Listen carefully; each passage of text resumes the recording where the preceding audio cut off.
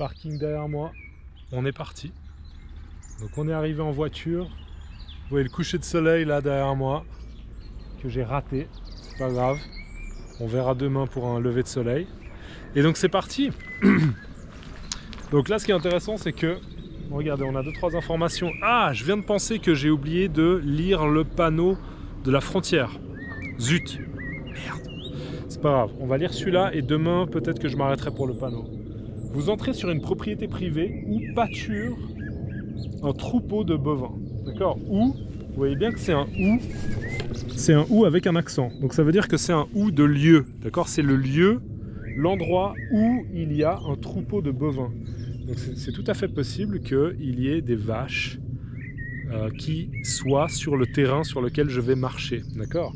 Vous entrez sur une propriété privée où pâture un troupeau de bovins. Vous vous déplacez sous votre responsabilité. Ça veut dire que si j'ai un problème avec une vache, c'est ma responsabilité, c'est mon problème.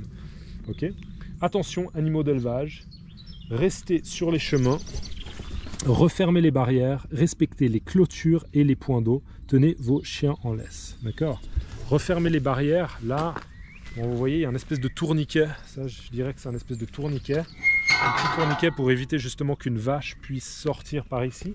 Et vous voyez, ça, c'est aussi un truc pour les vaches. C'est très très désagréable de le passer. Mais pour nous, ça pose pas de problème. Ok, j'espère que je vais pas me péter la gueule.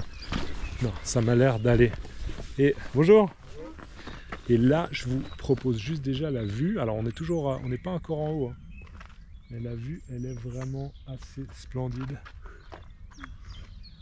Donc vous voyez, je parle de l'arc lémanique. Là, c'est vraiment ça. On a le lac là. Et c'est toute la région qui entoure le lac.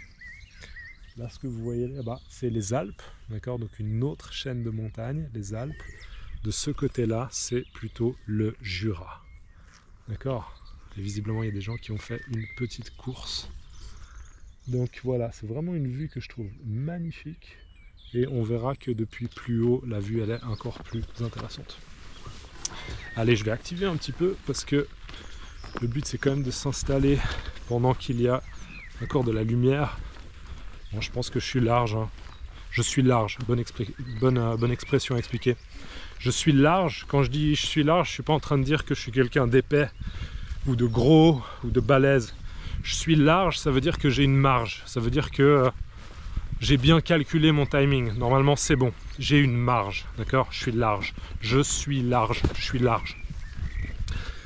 Donc là, je pense que clairement, je suis large parce que c'est vraiment pas long d'arriver en haut. Je pense que ça va me prendre un quart d'heure. Donc voilà, on est tranquille. On a le soleil qui se couche là-bas, tranquillement. Là, le petit chemin que vous voyez, très souvent, il y a des gens en vélo, en mountain bike. En français, on prononce souvent mountain bike ou en vélo cross ou vélo tout terrain. Vous entendrez souvent l'acronyme VTT, vélo tout terrain. D'accord, VTT, vélo tout terrain.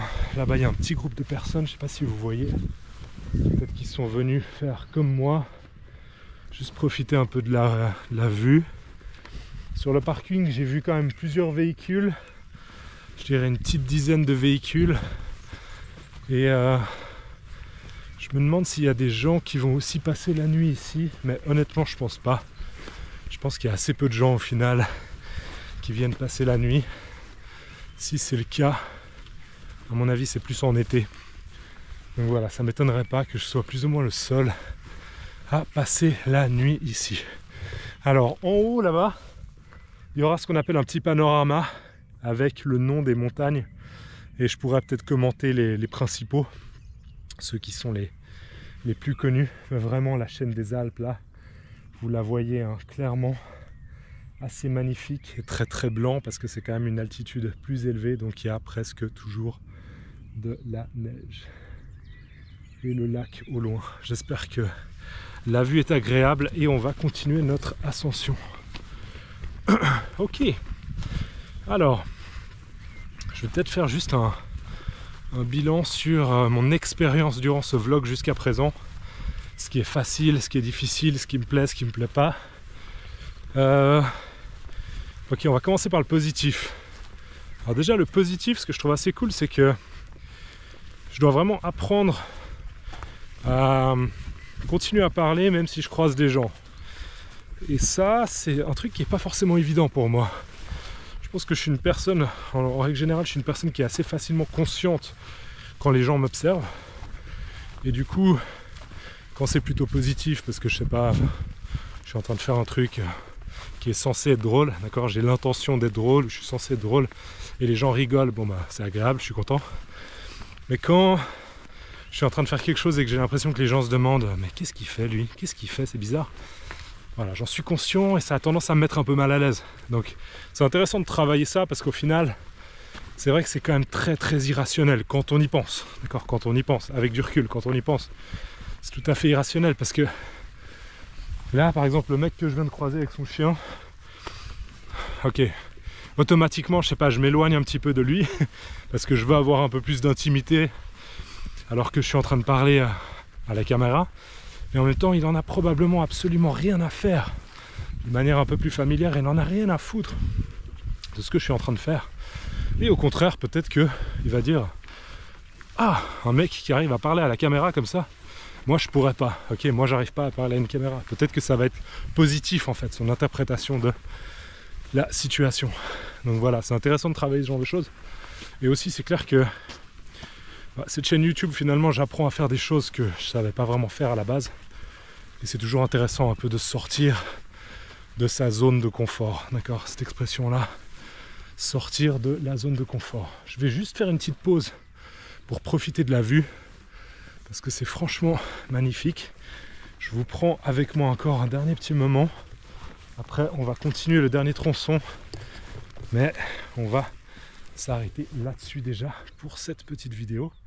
Et on continuera bien sûr dans la suivante. À toutes.